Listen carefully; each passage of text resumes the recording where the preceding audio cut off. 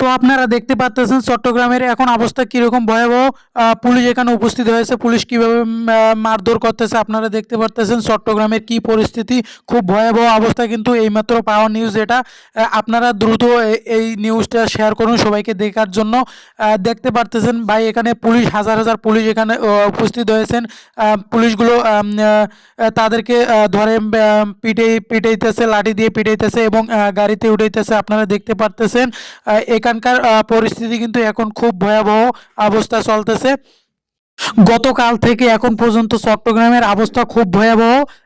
দেখাই যাচ্ছে এখানে কি একটা অবস্থা চলতেছে। দেখেন পুলিশ এখানে উপস্থিত আছে, তার মধ্যে পুলিশরা কিভাবে মানুষগুলোকে পিটাইতেছে এখানে আসলে কিছু বোঝা যাচ্ছে না। কার কি দোষ এবং কি হচ্ছে সেটা এখনো বলা সম্ভব হচ্ছে না। সো আমরা পরবর্তী নিউজে সম্পূর্ণ বিস্তারিত নিউজ তুলে ধরবো।